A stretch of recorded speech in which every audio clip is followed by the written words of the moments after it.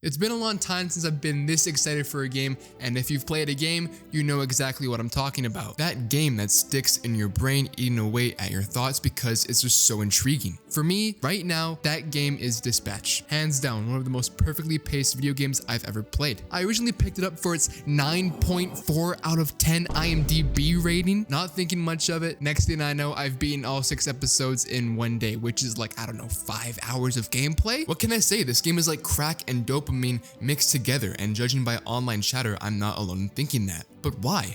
Why is it so good at balancing bombastic action moments with HR violations? Well, we'll get into that, along with why I think this game outpaces The Walking Dead, and then every other choice-based game that there is out right now. But the reason is simple, and I'll get into it near the end of the video, so be patient, you know, put on 2 times speed if you need to. I don't really care.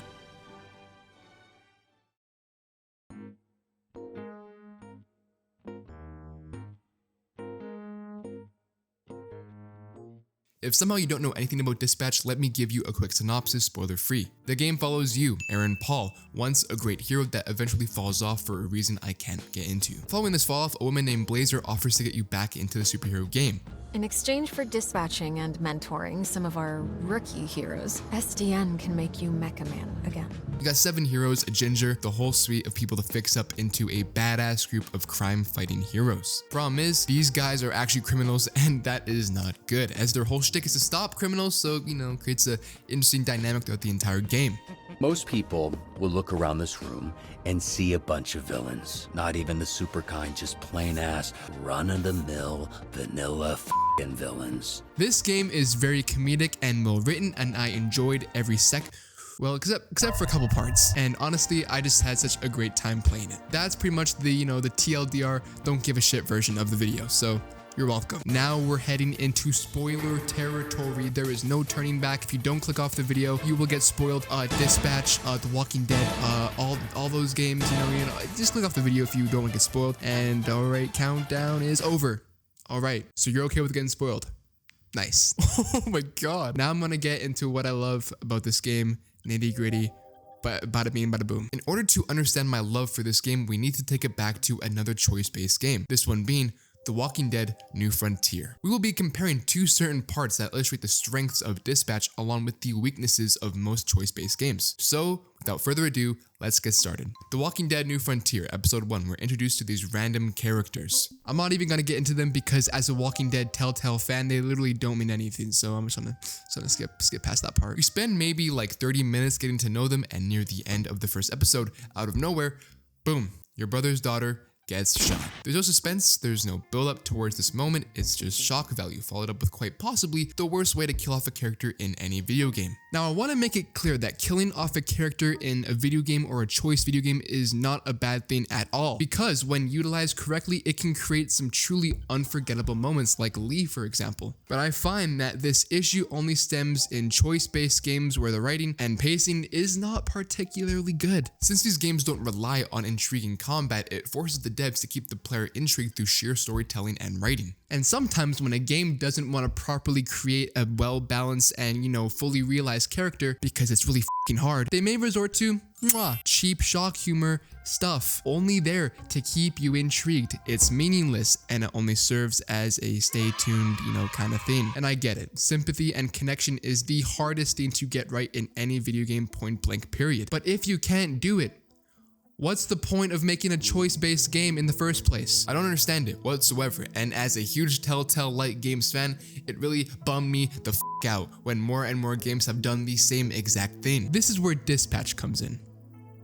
With Aaron Paul. The very first episode, titled Pivot, brings us into this perspective of who Mecha Man is, as well as his struggles as a former superhero. I know I've been jokingly using Aaron Paul in the video, even in the title he's in it, which I mean he totally is, so stay tuned for that, but he really is an amazing voice actor in this game, and his voice acting paired with just the phenomenal writing, it really makes you fall in love with his character in like, I don't know, 20 minutes or so. Due to that, as well as the excellent scene with him and the character Blazer, not only do we get his backstory, but also a gateway into his personality and dreams. And the job offering we receive along with the credits rolling, it leaves us intrigued because we're driven from wanting the best for this character. Not from cheap shock value that's meaningless, but from an actual desire to see what happens to this character. And that is pretty amazing. And when you have a game with this good of writing that lends you to build connections with all these characters, it can make a lot of things hit way harder, like, I don't know, killing off a character. This leads me to the other side of that comparison I made earlier. You know how The Walking Dead killed off a character? Well, Dispatch does the same thing. However, unlike The Walking Dead,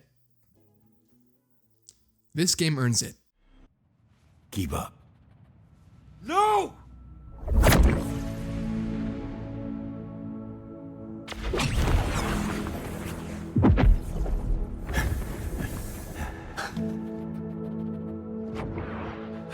Okay, yeah, you're good.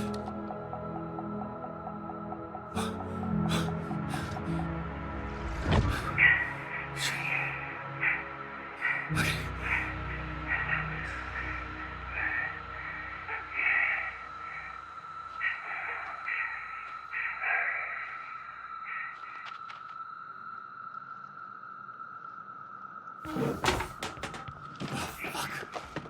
Where's my keys? Where's my fucking keys? Hey, we got this.